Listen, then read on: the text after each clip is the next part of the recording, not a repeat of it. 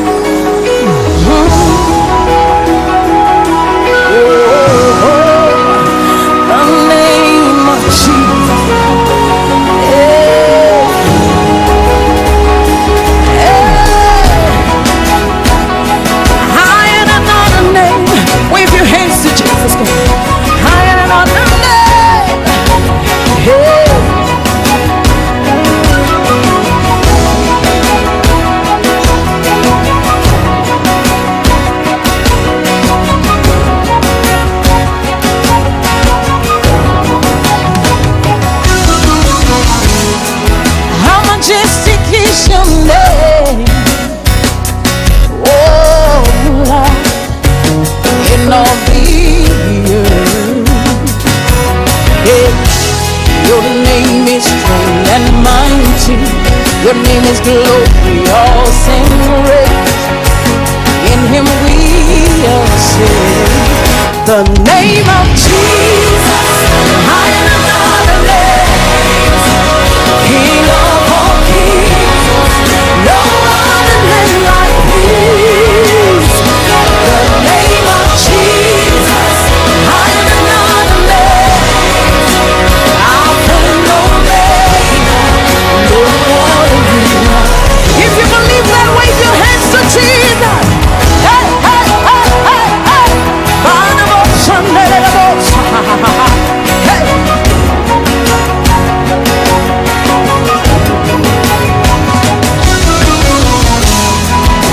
Your name like sweet perfume, poured upon my soul. Yeah. In your name we overcome. In his name was victory. His name is powerful.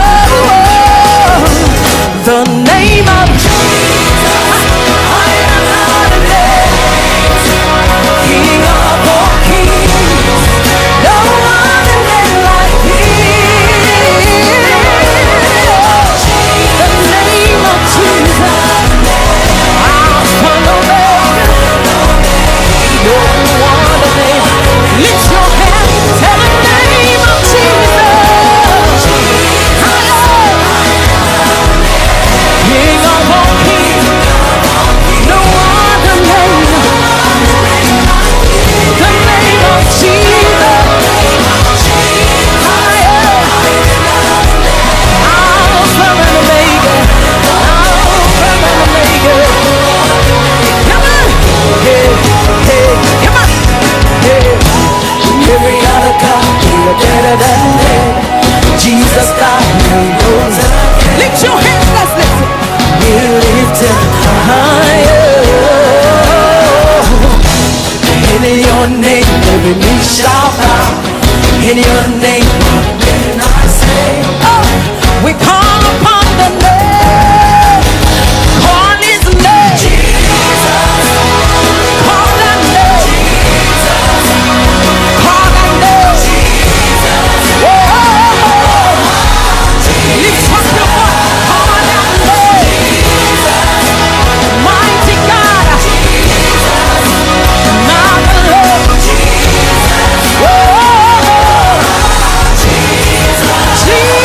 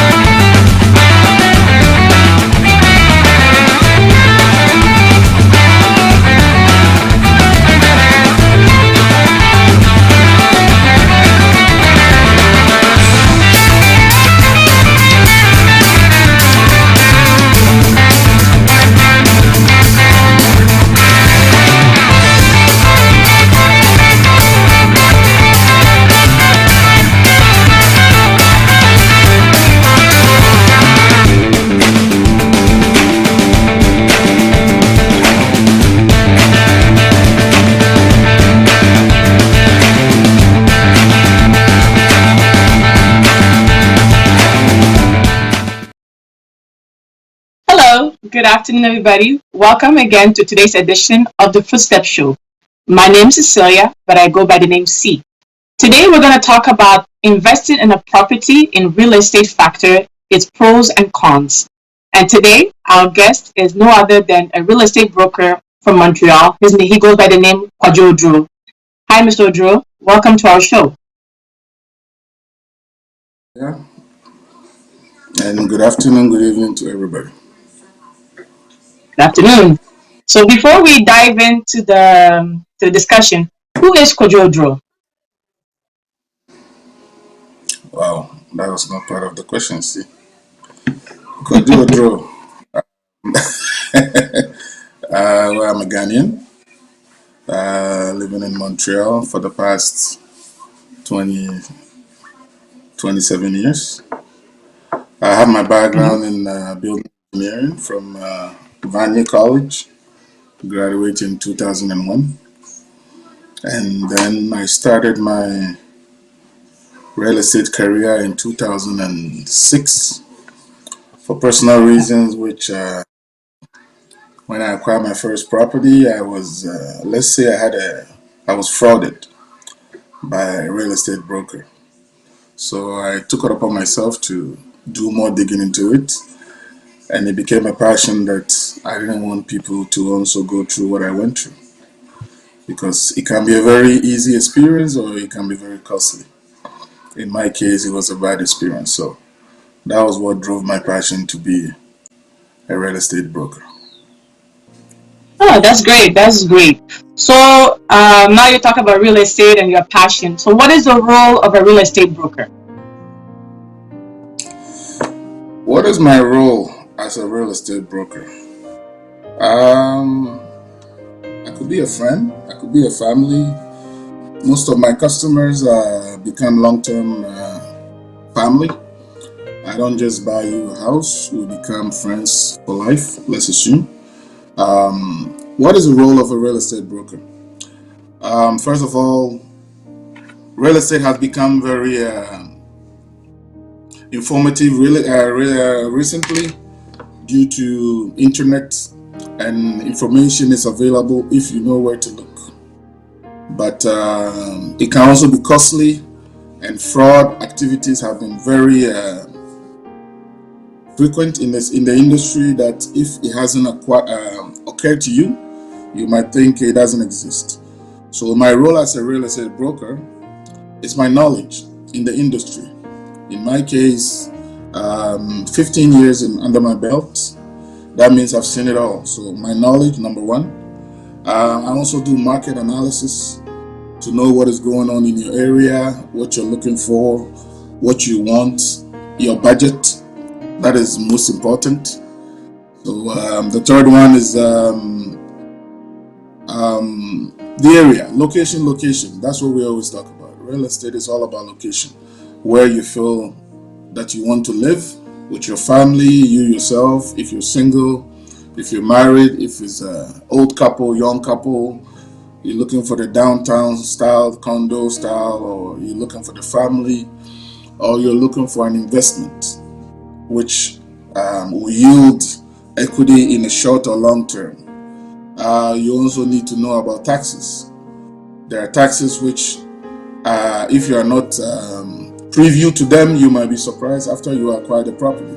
So these are informations where your real estate broker, my knowledge, let's say, these are all part of the knowledge. Who's a notary? Why do I need a notary? Why do I have to do an inspection? When do I need the inspection? What are the guarantees? What are the, in French we call tranquilité, the peace of mind of using a broker. These are all why you need a real estate broker, because we are fully insured and backed by the OACIQ, which is the Association des Courtiers Immobiliers du Québec, and we are fully insured up to $1 million. So if a real estate broker make a mistake, you need to be well informed. Yes. All right. So was it easy to become a real estate broker? Like, was it really easy, or was it a bit challenging? Real estate covers different aspect in life or different professional careers. You cover law. You have to know the law. It's not Okay. who can make the noise, but who is right. So you have to know the law that protects you as a consumer, and also as a as a seller or as a buyer. You have to know the law, what protects you. That is number one. So the law aspect of it, we took courses in law. You have to know finance. So you have to know mortgages, how to calculate mortgages, debt, who has debt, what is credit, how is credit bureaus calculate, what is your credit score, how do they come up with all these numbers. You need to know all this information. You also have to know architecture, drawing, plans, certificate of locations, architectural views, when we say frontal views or area views. So we take all these courses, which they sum it up, and it becomes a real estate course or certificate, let's call it. So I won't call it hard, but it's not as easy as we think. So I know in this world, a lot of people are trying to buy or to build their own property. So what is the difference between buying a property and building a property? They're both the same. You are buying them anyways. Let's start with the building aspect. If you are building a property, the question is, are you building it yourself or you are building it with a contractor? Let's put the two phases. If I'm building it with a contractor, that means I go on site with my broker, and then there's a contractor who has a few lands and he has a few plans. If it fits in your budget, then the contractor, you sign a contract with them, and then they will build you the property.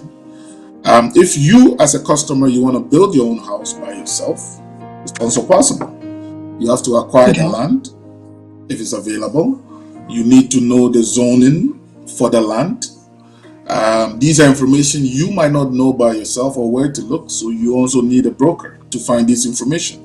Because if you buy the land and it's only for agricultural zone, or you buy the land or it's only for industrial or commercial zone, and you want to build a duplex or you want to build a condo or you want to build a bungalow, you might be surprised. So you might be stuck with the land, which you cannot do anything with it. So you need to know, you need to have a broker who can do this information.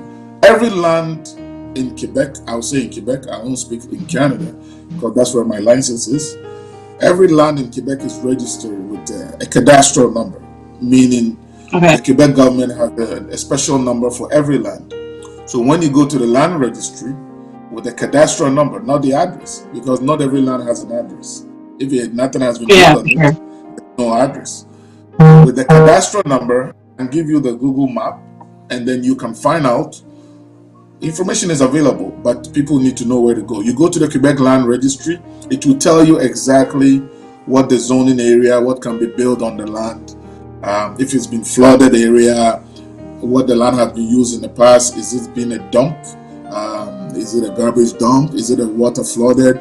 Is it, all those information is available for the last 50 years, which you can find it on the Quebec Registry on any given land with the cadastral number. Okay, and then how about buying? On the other side, if you want to buy a property, that's when you need a broker like myself to find out this property X and Y address that I want to buy. What is the history of the property? Again, what is the market analysis of the area? Somebody is asking for $400,000. Why are they asking for $400,000?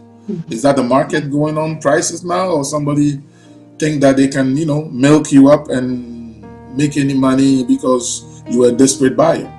So you need to know if XYZ person is asking for this price, why is he asking for this price? And the information, what is going on recently, the last 10 months, doesn't really do justice for buyers. But for the last, I'll say 14 years, the market has been stable and prices have been going up steadily. But what has happened due to the COVID, even Financial expert can't even explain the boom and the what is going on in the market. So prices doesn't really reflect the value of the property. This is the best time that you need a broker. Otherwise, you will end up with debt, which you can never recover yourself.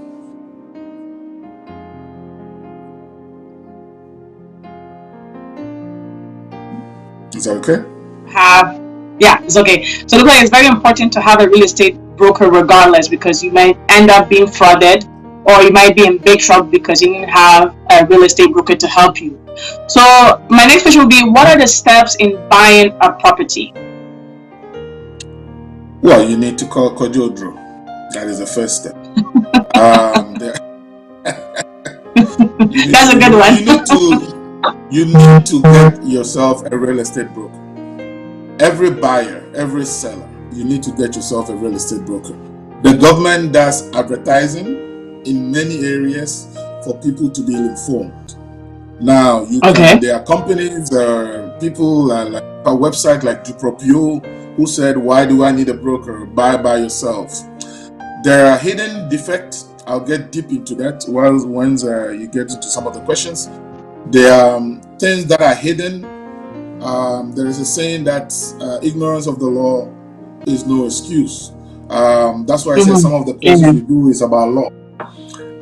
If you don't ask, don't tell policy. So if you don't know the questions to ask, the seller will not tell you.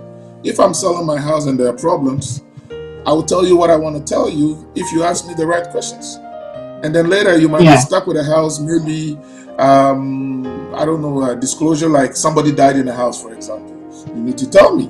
Maybe I don't like spooky houses. Or, so the house used to be a drug dealer living in the house. You need to tell me if the police or somebody arrested somebody there before. What else? If there's a divorce and people you don't know all this information. The real estate broker has a privilege to get all these informations. That's why, case in point, the peace of mind that you need. So you need to get yourself a real estate broker. That is the first step. Second step is, once we meet as a real estate broker, I don't just get you in the car and then let's say we go visit X and Y, Z house. We talk about budget. Our license covers mortgages, finance, like I mentioned, and also the law. So I can also help you financially to get yourself on your feet.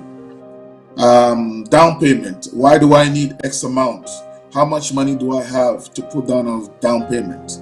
Why do I need a minimum amount? What is CMHC? Canadian Mortgage Home Center.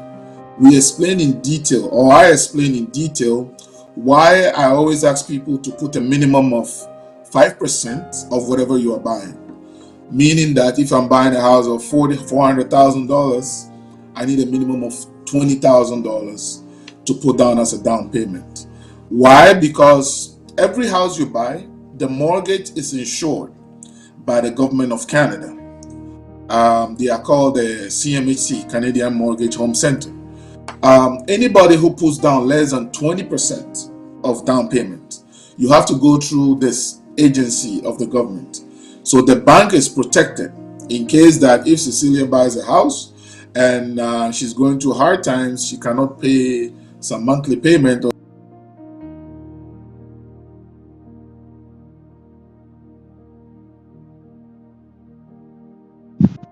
Seems like you're muted. Okay.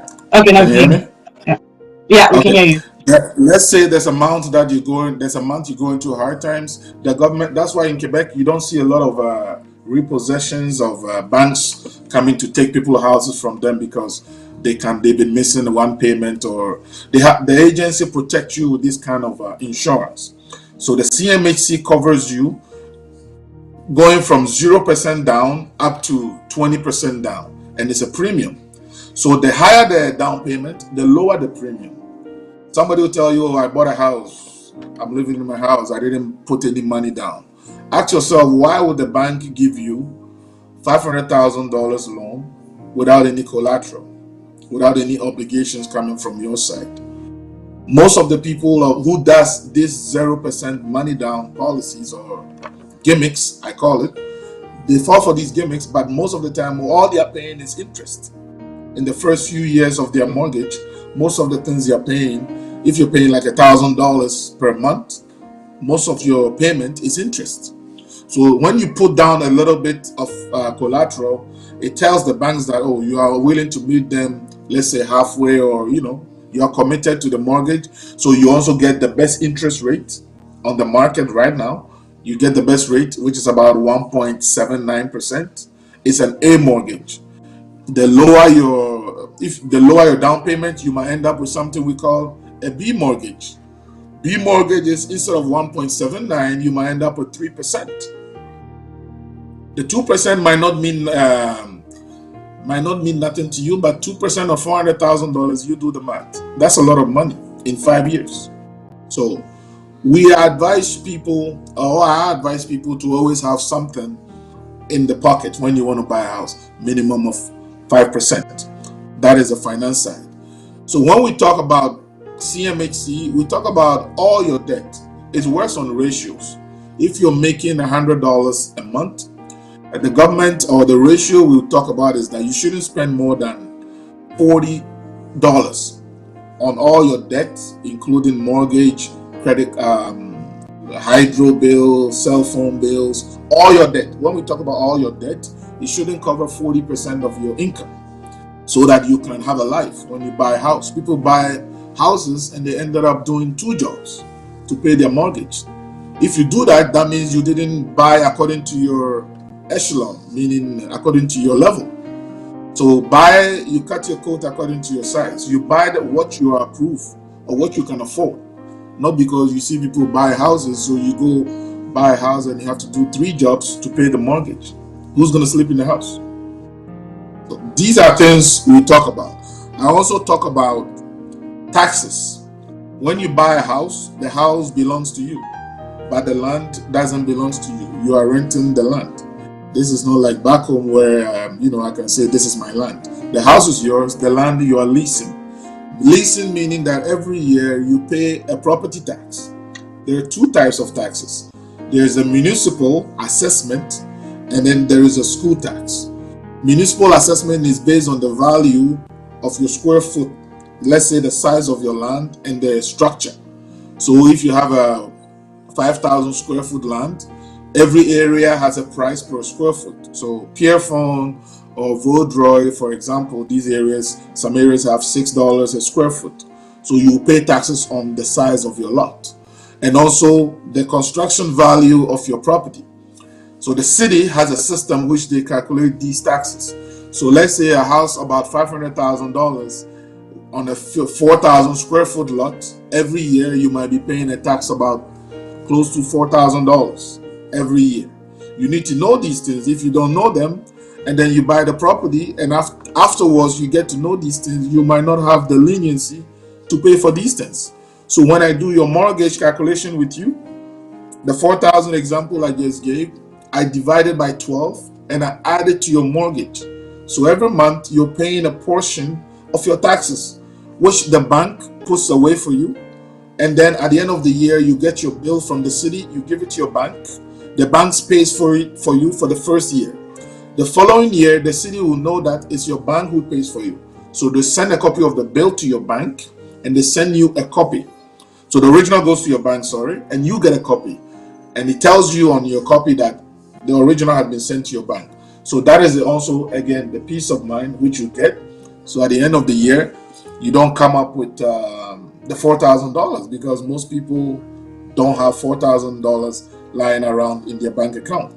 And mind you that if you don't pay your tax for consecutive 1 or 2 years, the city can auction your house and take their $4,000. People are supposed to know that. They have the right to sell your house and take that small amount of chunk and give you the balance. Wow. So, yes, they do. The last one is that we also talk about inspection. When do I need to inspect the house? What is inspection? Why is it necessary? These are things that Dupropio and these websites, they don't encourage these things. But again, it's about law. If I buy a house and I see it and I like the work is that what I've seen, I like, I bought. The law is that when you go to court and you say, oh, you hide this from me, you didn't tell me, you didn't reveal this from me about the roof, about the foundation, this, the judge will ask you, did you use a broker? That is the first question they will ask you. Oh, yes or no. If you didn't use, oh, I didn't know I need a broker. Yes, the government, again, like I said initially, the government does advertising on TV that use a real estate broker.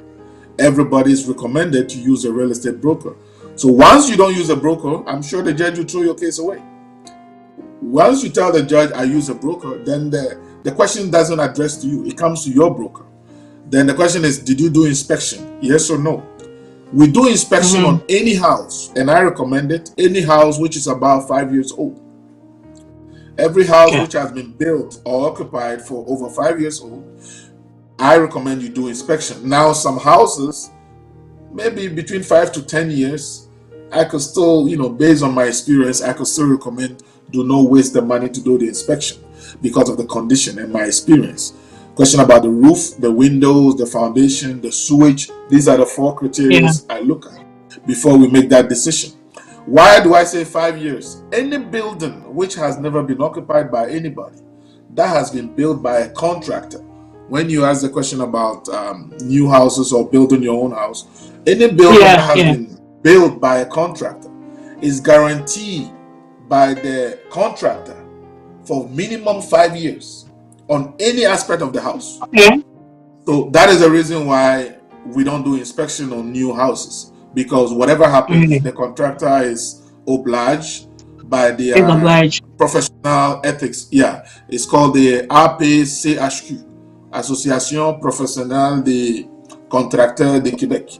APCHQ. These people, they give you a certificate, meaning that the building I built for you has been inspected.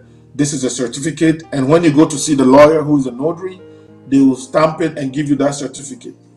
And it's transferable. That means if you sell your house, you can also transfer that certificate to the new owner within the first 5 years. So any house, I would recommend inspection about 5 years, most of the houses, except maybe some condos which we hardly do inspection for some reason, because insurance covers because of the condominium fees and all those aspects. So these are informations. Yes. Oh, that's great. So I'm scrolling through the comment section of our YouTube and Facebook, and there's one interesting question from Silas, who is asking, a real estate agent has advised me that it is not very important to put a down payment on a property. How true is this? Okay, Silas, if you were listening, I mentioned why the 0 down payment and the minimum down payment is required. Go to CMHC, Canadian Mortgage Home Center. You cannot beat it if you're buying a house in Canada. Anybody who buys a house in Canada, by the government of Canada, you need to go through the CMHC. If you put 0 money down, meaning nothing from you, up to 20%, you need to go through the CMHC. So Silas, whoever is advising you is lying to you, meaning that they will do all the underground work for you to get your house. But like I mentioned initially, if you're paying $1,000, I always use a figure. If you're paying $1,000 a month, most of what you're paying in your first 3 years is interest. I can give you a ratio. You're paying $1,000 a month, $700 is interest. It's only $300 that is going to reduce the debt, which is the capital that you actually owns the bank. So whoever is telling you this is lying to you. There are people I know who has done this, and the mortgage, mortgages, standard mortgages is 5 years. We give you 60 months, 60 payment, 5 years, 60 months, which is 60 payment. After the 5 years, the bank will recalculate. We call it refinance. So after the 5 years, most people get their balances from the bank, and let's say you own $400,000. After 5 years, they still own about $380 or $390. It's only $10,000 that has reduced from the debt. And you go to the bank and ask them, I've been paying $1,000 a month. Every year is $12,000. 5 years is about how much? Almost 70. How much is it? So 12x. 60,000. Let's say. There you go, Yeah, 60,000. 60,000. But only 20,000 or $15,000 has reduced from my debt. Why? I paid $45,000 in interest. The bank will tell you that time that when you bought it, you should have put this down payment. So Mm-hmm. Silas, if I'm you, I'll call Odro and then let's talk. I can create and help you. I have financial advisors I work with. We can help create a down payment for you if you don't have it now. And you give us, we have a program we use, you give us a year maximum. We have a system we use that we can help you create a down payment for you. If you've never bought a house before, we can use the RSP program to help you create a down payment. If you're Okay. full-time or you're a worker or you're a student, everybody's situation is different. So Silas, read at the CMHC and tell whoever is telling you that they're lying to you. So Silas, I hope it answers your question. That's great to know. Another question from Mami Bravo: where is the best place to get mortgage? Is it the bank or the mortgage broker? Like I mentioned, okay, my license covers real estate and also mortgages, but due to conflict of interest, we cannot do both. You can't wear two hats. So people with my license, they chose to do mortgages. I advise people to choose a mortgage broker. Why is that? Let's say you deal with CIBC. You go to CIBC, you walk in the bank, they know you. I want to go buy a house. How much can I afford to buy? They look at you and then they know how much your pay stub is coming through your bank or your checking or savings account, and they do the math based on what you're telling them verbally, and they will tell you what you're qualified for. So you only get the rate of CIBC. That is what is important for you to know. What a mortgage broker does is that they have access to all the financial institutions in Canada. And when I say financial institutions, it's not the regular banks that we know, the TD, the RBC, the CIBC, Desjardins, National Bank. What are the other ones? I forgot some of the names. But there are so many private lenders who compete with the regular banks.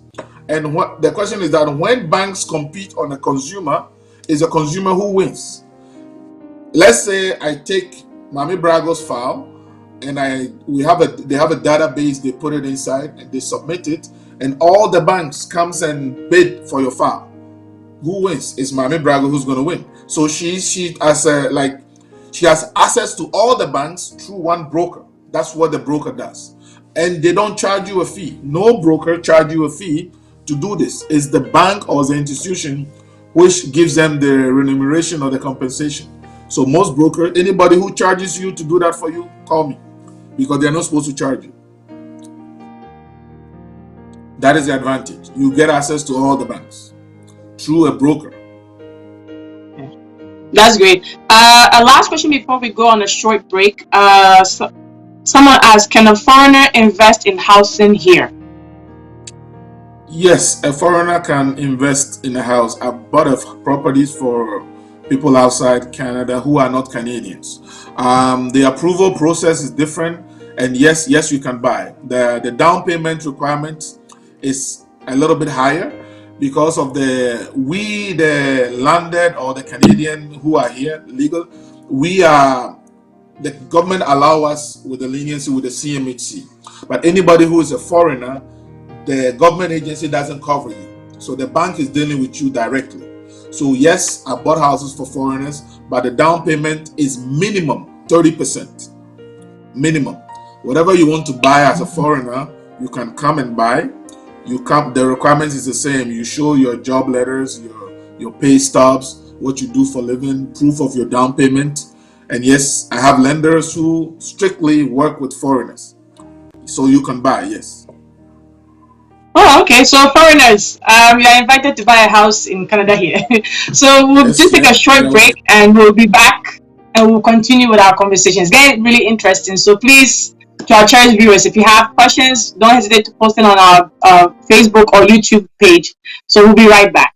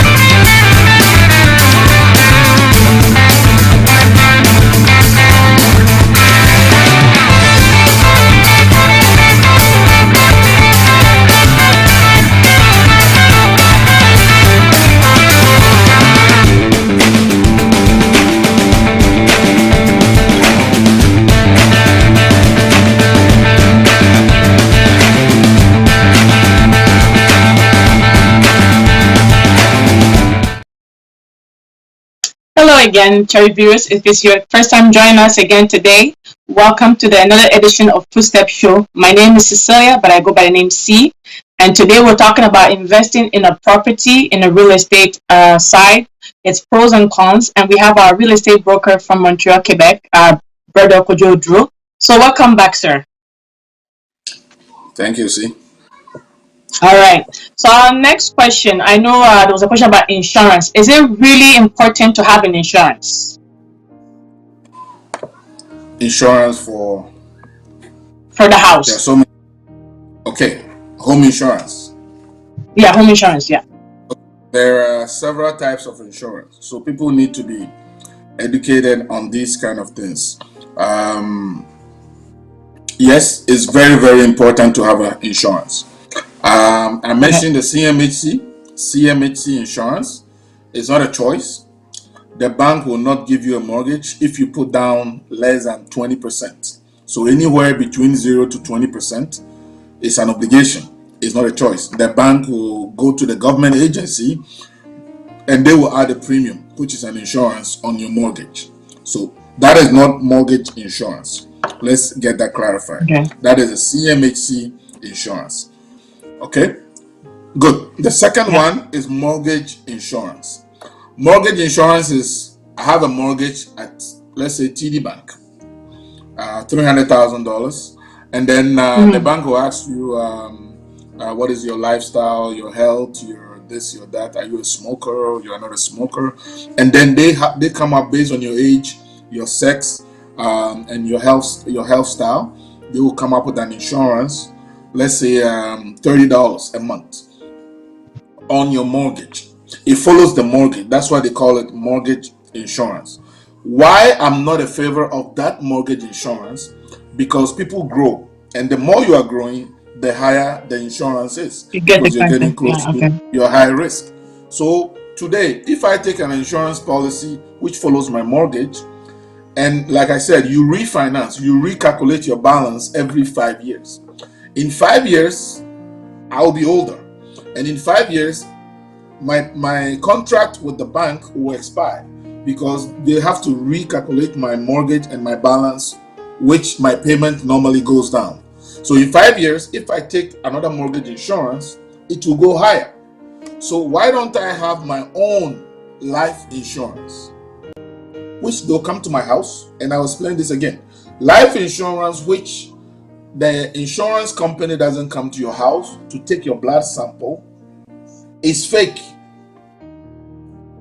It's not fake in the sense that the company doesn't exist. It's fake to the point that when something happened to you, insurance covers me, but it doesn't favor me. If I take an insurance, I'm not the beneficiary. I choose somebody who will benefit if Kojo Drew is no longer in existence. That's what an insurance is for. You can also have insurance for disability. If I'm no longer able to go work, they will cover my salary or my revenue for X amount of years. That is different, another type of insurance. So right now I'm talking about the life one. The life one, I will recommend that whoever whether it's Industrial Alliance or Canada Life or whatever their name is, always make sure they come to your house and take a blood sample. Because I know in the community, or I know from customers who went through this experience where something happened to them and they did not pay. And these insurance guys are big people, meaning that big wealthy millionaires, they are huge. So you, the individual, you cannot fight them. They will send letters with lawyers and legalities and jargons you cannot even explain. So I know, for example, somebody took mortgage insurance, and then something happened, and the bank told them that, oh, you lie on your application that you were a smoker. You told us, oh, you've been smoking for 10 years. And they went to dig in the history, and they found out the person has been smoking for 20 years. And they didn't pay after the person was deceased. And the beneficiary did not benefit from it. So, yes, it's very, very important to have insurance. And again, insurance is not for you, the individual. It's for your beneficiary, meaning that it's a replacement of income. Meaning today I'm earning this amount to support my family.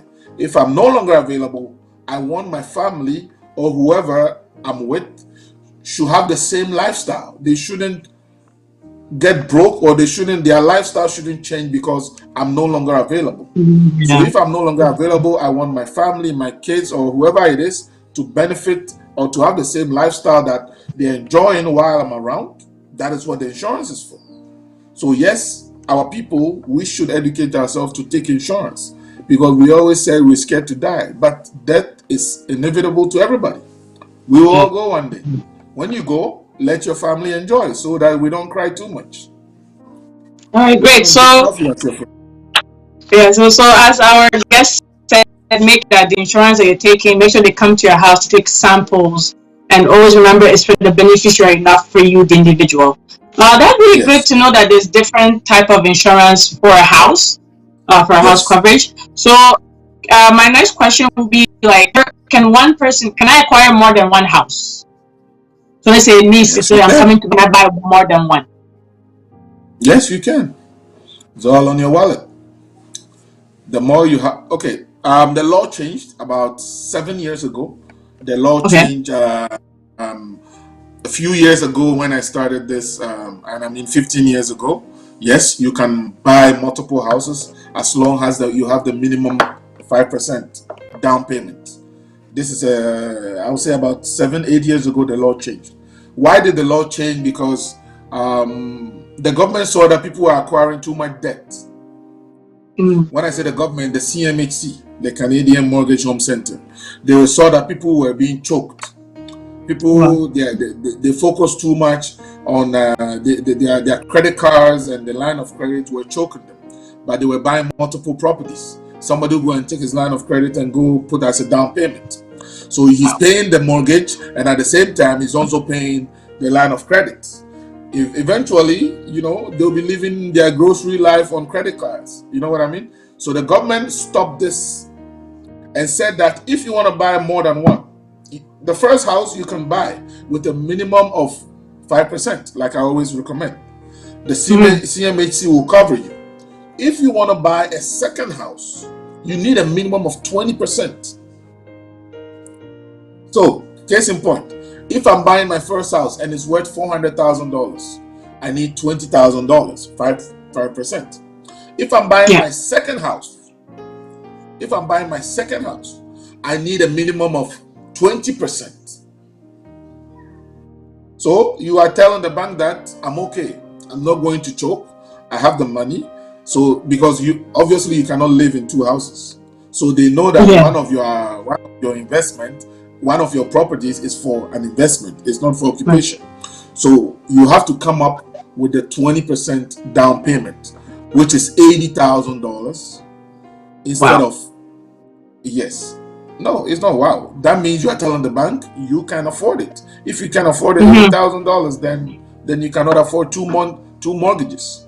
That is what. So anybody who wants to buy a second house, you have to come up with a minimum of 20%. The bank will approve you because they don't need the CMHC to get involved. Like I said, anything below 20%, the bank will bring your file to the government to approve that Cecilia can buy this house, which is called the CMHC. So yes, you can buy more than two houses. All right, that's great to know that you can buy, but there's like little stuff to do before. So in regard to, there's a follow-up question in that from Silas again. Do I have to involve myself if a friend in Ghana is buying a property in Montreal? It's not clear. So meaning, let's say for a minute, I have my uncle wants to buy a property, but do I have to get involved to help him out? Technically. And get involved how? Like maybe being the co-signer or helping to search the place for him. Yeah. Well, searching the place is different. You are not a real estate broker. You need a real estate broker to do that. If you say co-sign, you see the law, there are ways. There are ways to go around the law. The approval process. That's what I mean. Your uncle is not a Canadian. He's outside Canada. If he wants to buy a house, like I mentioned earlier, he needs a minimum of 30% down payment. If he uses you to buy the house here and you never bought a house before, you need a minimum of 5%. So yes, your uncle can use you to buy the house here. But if you whoever is asking the question, Silas, I think. If Yes, Cyrus. Silas, or if he already has a house in his name, and the uncle wants to buy a house in Canada, and Silas still wants to help the uncle, then Silas need a minimum of 20%, which because Silas is going to buy his second house. Mm-hmm. So the uncle will benefit using the relative in Canada to buy them the property if he uses them to save, the lower the down payment. All right. And he has another question. Is there a possibility that after 5 years of owning a home, I may lose because of the market rate or price? Right now, what is going on, that is why this is the best time you need real estate brokers in your life. What has happened for the last 9 months is a phenomenon we cannot even explain in the market. Case in point, we have an evaluation. That's why I said you need a broker. Every house has a value. The city evaluates your house maybe every 2 years. Why do they do that? Because they need to know how much taxes you are going to pay to help the area. Let's say LaSalle, Lachine, wherever you live. So we have a city evaluation. And the rule in the system is that the city, most of them, they don't enter your house to evaluate. They just go by the street and then, they see what you've done outside and then they come up with an estimate. It's an estimation value. It doesn't mean that's what your house is worth. So if somebody's going to sell your house, real estate broker, I come inside your house, I see the marbles, I see the tiles, I see the touches you have in your house, I see the bathrooms, I see the special effect you have, the design you have in your house. Then we have numbers or factors we use. So I will come up with a value, how much your house is worth. Normally your house is worth more than the city value. Nobody sells your house below the city value. But what is going on now is that for the last 9 months, people are selling their house about 200% of the city value. So if Cecilia wants to buy a house in Cover 2, for example, a duplex, which is, according to the city, the house is worth $400,000. But the owner is telling you, it's my house, I want to sell it at $700,000. And you go buy the house. Let me ask you, how long would it take you for you to gain that value to reach that? Yeah. You know what I mean? So you started the house with a debt. That's what people are doing now. And they are bringing the Western style, which is the Toronto, the Vancouver style, where they do what they call a bidding war. The broker will intentionally have the customer sign a document meaning that you can visit my house, but nobody can make an offer until this date. So they give a specific date for everybody to bring their offer. And when they do that, people fight. It's like an auction. So people come and fight, and then they play. It's a psychological game, and people have been falling for it. So for the first time in history in Quebec, if I want $500,000 for my house as a seller, people are buying it with $50,000, $70,000 over the asking prices, which is ridiculous. It is ridiculous. If you don't have the patience as a consumer and you fall for this, people are falling for it, by the way. So imagine that those who are starting their mortgage life with this debt in front of them, 20 years, you're still catching up. How long would it take you to build that equity? Emphasis or the profit you think when you sell the house in 5 years, you will gain. So tell Silas that if he's buying a house now and he doesn't have a broker to do the market analysis for him, he might be buying debt. And I know a lot of people doing that. So have patience. I know the market will stabilize. It will stabilize because the competition is going down. What was happening in April and May is not what is happening now. Right now, the market is stabilizing, meaning that the prices people are fighting less for homes because the moving time in July, we know the cycle in Canada. The July has, people has finished moving in June. So right now, it's more getting quiet now. So the competition is less. Doesn't mean that you still have to pay the price for what they're asking for. Some people just list the price to test the market and see if somebody will fall for it. So if you don't have a broker to tell you this price is not worth it, and you go buy it, you hang your neck with it. I'm not a buyer, Is that can okay? I sell my own property? Sorry, repeat that again. If I'm not a first-time buyer, can I sell my own property? Is it wise to sell my own property? If you're not a first-time buyer, Is it if wise you to didn't sell buy, your own you property? didn't, if you didn't buy a house, how did you get the house? What Yeah, do you mean if you? I don't, that's her question from Mami Bravo. So, Mami if Bravo, can you I'm repeat not it again, please? Can if I'm you not a rewrite your first-time question? buyer, Yeah, is I it think what she wise to wants sell to say your is own? that is it wise to sell my own property, Yeah, exactly. right? Yeah, yeah. Okay, good. No, it's not wise. You need a real estate broker to sell your property. Buying and Okay. selling is different. Yes, you need a broker. Why? Because I will tell you what is going on in your area. Your neighbor can come and lie to you. Hey, guess what? I sold my house at this price. Maybe he's lying. Oh, guess what? I heard the guy behind you sold his house at that price. He heard. He doesn't know. He heard. Mm-hmm. But you don't know what is inside the guy's house, why they sold it at that price. Maybe your house when you are under the airport, so when the plane takes off, your windows shake. Maybe your house there's no bricks, it's all vinyl. Maybe your countertops are not ceramic. Maybe you don't have an island. You don't know what the neighbor has in his house. So Mm-hmm. I Yeah. heard you don't know the real market analysis of your property. So you need a real estate broker to tell you what is your house is worth. Everybody think their house is worth $1 million, which is not the truth. So real estate broker, some of them will lie to you. And I'm telling you, there are people who will lie to you just to get you to sign the contract with them. Oh, madam, don't worry, the market is hot. How much you want? 800,000, I can sell it. You sign the contract with them. After 2 weeks or a month, he'll come and tell you, oh, yeah, it's soft now, so let's reduce the price. You keep reducing. And as a real estate broker, if I'm coming to look at your house and I see you've been reducing the price, I know that you, the broker, you don't have the experience. So I know how to deal with you to protect my customer, who is the buyer. The more you reduce the price, the more the real estate, other colleagues in the business, we know how to classify you as a customer, whether you are desperate or whether you don't know, what you're doing, or. So to sell it, yes, you need a broker. Oh, all right, great. So very important to have a broker. Linda's Yes. asking, are the new home prices here to stay or is gonna like die down? Unlike the US, here the market doesn't crash. So the prices will not go down. That's the bad news for you.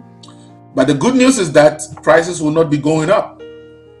Why? Because the government, we know and we heard, the government is about to raise the interest rate a little bit. Right now, why is that people are buying houses at 800,000, 1 million, 700,000, and they don't feel it because the interest rate is very low. Mm-hmm. You can get an interest rate of 1.69. Me personally, my interest rate is 1.69. Right now it's about 1.8. It's nothing. But when they raise the interest rate to 4%, and you do the mortgage on 4% on $800,000, people would freeze. So the Yeah. prices will freeze and it will stabilize, and people will like, whoa, I cannot afford that. I cannot afford $2,500 a month in mortgage. Okay, let me wait a little bit. So when buyers stop rushing, sellers prices will stabilize, and then the competition will be less. So prices will not go down, but they will not go up. They are stabilizing, because if it goes down, that means somebody who bought a house last year is already in debt. You follow Mm-hmm. me? If I bought my house last year at Yeah. 700,000, and this year somebody on my street, his house is worth 500,000, that means I'm in debt for 200,000. I rather walk away and tell the bank, come and take your house, Yeah. than hang 200. You know what I mean? That's what happened in the States 2008, 2009. People walk away and tell the bank, come and take your house, because the market crashed and houses worth 700,000 were worth about 300,000. So I don't want to own the house. I'd rather file bankruptcy and tell the bank, come and take your house, and I'll go rent for the meanwhile. That's what happened in the state. But here, because again, in the state they don't have CMHC, because the Okay. government regulates that you buy the house based on your income, not how you are feeling. If Cecilia wants to buy a house of $1 million and she cannot afford it based on her income, the bank or the government will not give you the house. If you still insist you want to buy, you fall in a category called B mortgage. That means the bank will punish you for buying the house. Instead of giving you the best rate now, 1.8, they will give you a rate of maybe 3%. Wow. If you still want to buy it, then you go ahead. Wow, that's great. Is that okay? So I know you said you've been a real estate broker for 15 years. In your experience, have you ever encountered any setbacks in your 15 years of experience as a real estate broker? What do you mean by setbacks? Personally, or Like maybe, yeah, personally, yeah. what do you mean by setbacks? Can you elaborate? Like setback, let's say you were this close to close a deal and then someone just decided to change their mind. Oh yeah. It happens a lot. Yeah. Well, not in this closing the deal. And again, all the setbacks I got, and I really had one last week. The person will call you later and apologize, because we are consumers. Our mind, advertising works. That's why people do marketing. Somebody goes for hearsay, yes. I heard you can do this. Oh, I heard I can buy a house, like, again, with a zero money down. I heard. Oh, I heard this lawyer or this notary. I heard I don't have to buy a house with an inspector. I heard I can buy. Why do I need a broker? Somebody, I treat my customers, like I said, like family or friends. Yeah. Do a survey on me. People who know me, and I tell you from the bottom of my heart. Anybody who has ill feelings about me, that means I'll pray to God to forgive them.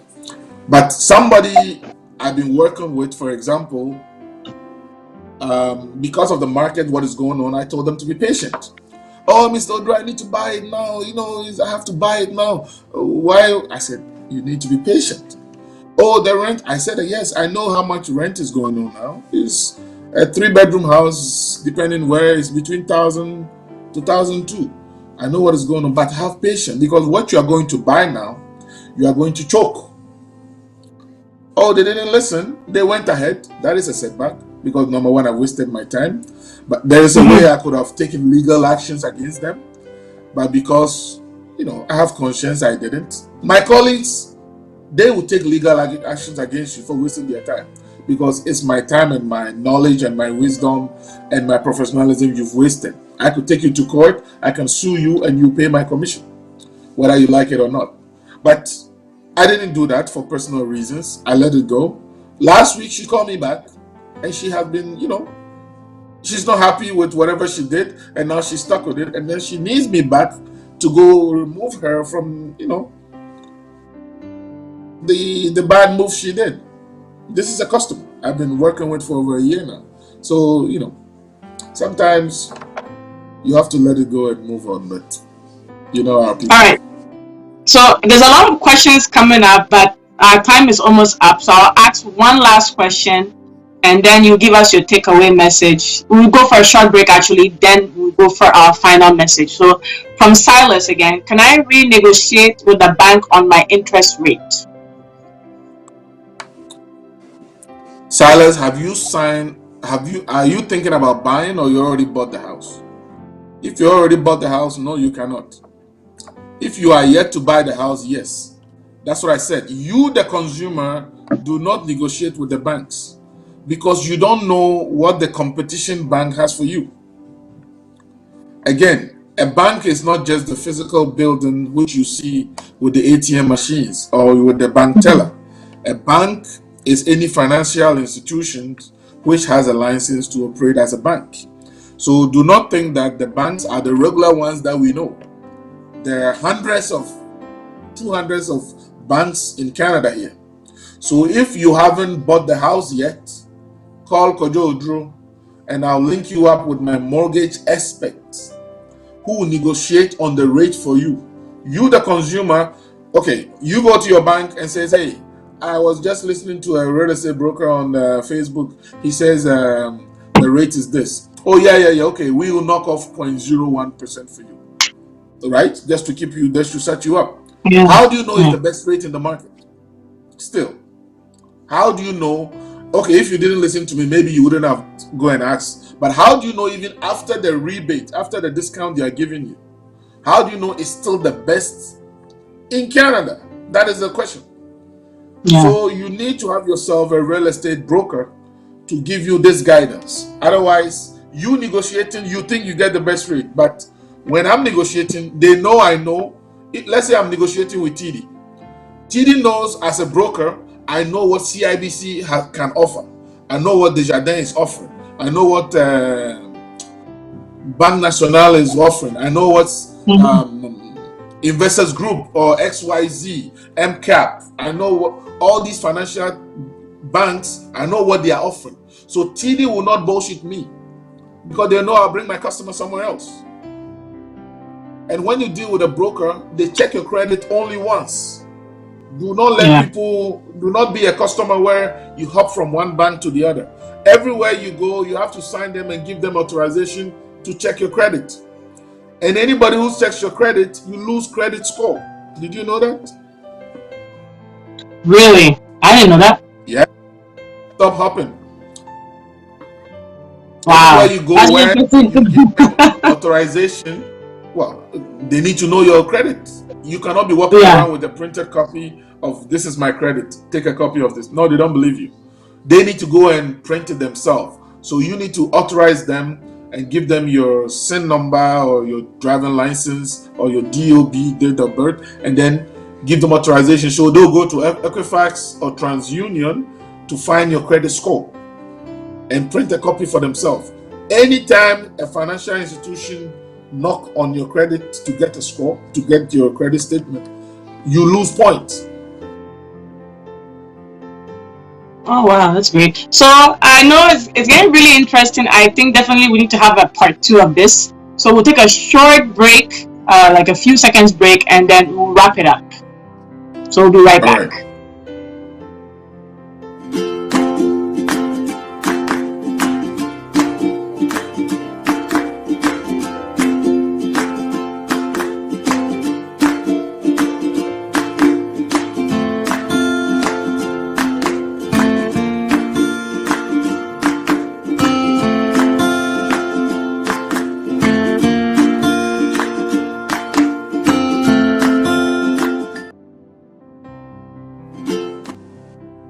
All right, so welcome back again. My name is Cecilia, and I have my guest, Kodjodro, a real estate broker. So, what is your takeaway message for anyone who's wanting to acquire a property?